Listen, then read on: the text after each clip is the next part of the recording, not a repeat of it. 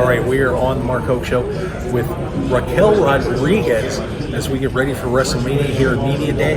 Raquel, thanks for being with me. Appreciate it. Anytime. That's what I'm doing today. I'm here to please.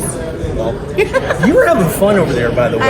Jumping on people. What's going on over there? Well, I know you love wrestling and you have a great knowledge of wrestling, but if there's one thing about Raquel Rodriguez is she likes to have fun. And I get it. Maybe sometimes on the screen I look mean and intense, but that's because I'm fighting for something. Right now I'm not fighting for anything, Well, it's just a good time. Oh, I think you're fighting for something.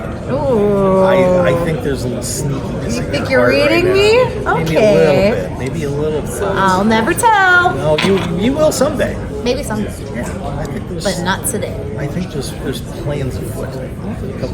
Are there? Come on. I don't know. You can tell me. I don't know. No one's gonna hear it. Es que no hablo inglés. That's great. Well, your rise in WWE, I remember starting when you were in NXT. Just watching you. Just amazing athleticism, stature, just the way you carry yourself is fantastic. What has been the rise in WWE like for you to get to this point? It's been long. I feel like my journey through WWE has been a string of bad luck with timing, like things that are constantly trying to keep me from reaching points in my career that I would love to reach, that I've dreamed about reaching. But to look back and think about the 10 years that I've been signed with WWE and see everything that I've accomplished, I'm very proud. I'm very proud of how far I've come. I'm very proud that I've never given up. I'm very proud that I've never given in to any of the negativity or any of the doubts that have come my way. I've just kept my mind strong. I've been persistent and I've been undeniable. And I think everyone's really seeing how undeniable Raquel Rodriguez really is. It's starting to really come through. The work with the Judgment Day, and like I said, you kind of get hit behind Liv Morgan a little bit, but I think that's going to change. Yeah. I think that's going to change. It's been fun to watch that whole thing. What is the experience that you've had with the Judgment Day? I mean, the Judgment Day as well, I can't thank them enough for giving me the confidence that they have, because there is something truly to having friends and having family that have your back, not just on the screen, but off the screen too. And so my relationship with Liv Morgan, we are like sisters, we are like best friends, we do everything together. And so to be able to work with her on screen, it just feels natural.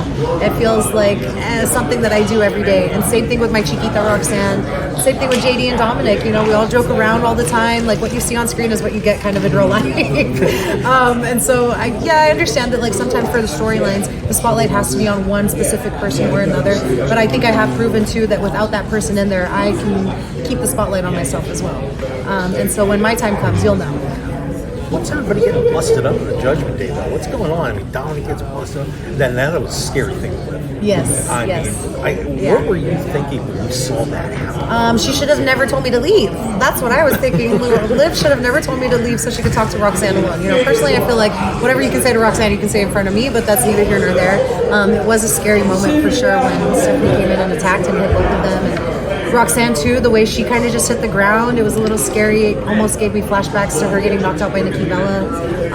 And same thing with Liv. Once I saw the huge egg that was on her head, you heard it. You instantly heard the sound. And watching it back in slow-mo, seeing Liv's neck and the way she whiplashed.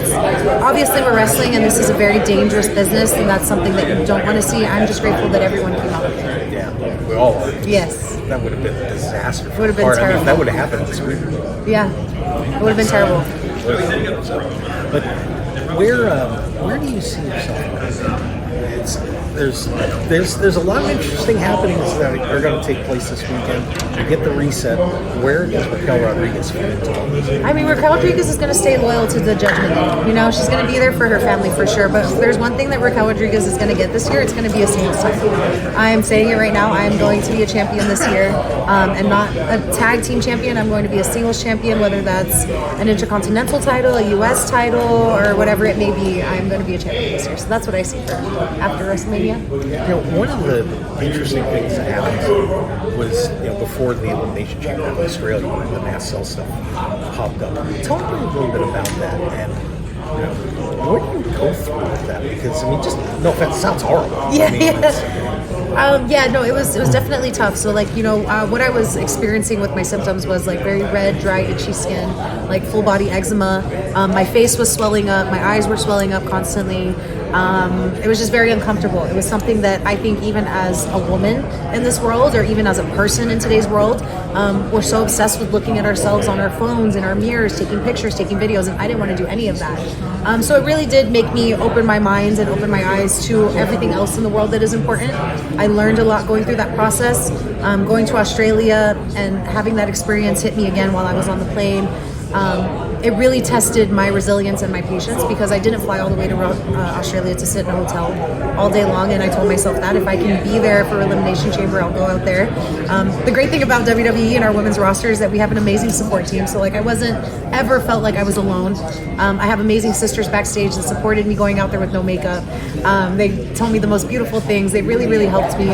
So it was really tough, but I think it made me stronger when I had to go back into rehab after that Elimination Chamber. It made me mentally and spiritually stronger so that I could keep fighting it in the holistic way that I wanted to, and so that I could come back and control it and be able to do this today, and to be here today, and to be able to be performing on the stage that I love again. well, your faith is very important to you. Tell us. It is. My faith is very important to me. I feel like not just because I was raised Catholic, or that's part of my culture and my family. I feel like faith has really pulled me through a lot of dark holes.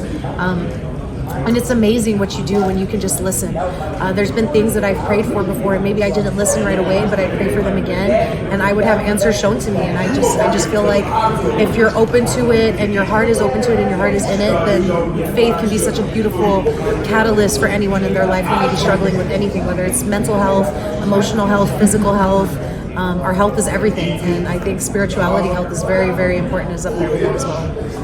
That sounds terrific. Well, we're looking forward to seeing maybe you can walk into that stadium. That'd be nice to see. Yeah. I've been a fan of yours for a long time. Thanks. I'm waiting for that big breakthrough singles win. It's gonna happen. I know it's gonna happen This year. Yes. Yeah. Yes. Done. That's right. I'm booking it right now. Do it. Right now. I'm putting it out there. It's in the atmosphere. When I win my singles title, we can come back to this video and be like, see, she said it. But what if Link wins? There's other titles I can go after. Yeah, I know. But don't you want the big one? Of course I want the big one. But what if Rhea Ripley wins? What if Liv holds the Women's World Championship and I hold the other title, the women's title? I like that. I like that. Two Judgment Day girlies on top? That'd be all right. I like that too. She's a devil, isn't she, everybody? All right, there you go. Raquel Rodriguez, everybody. Thank you. It's such a pleasure to meet It's you. so nice to meet you too. Thank you. Absolutely. Have fun this weekend. Oh, we're gonna.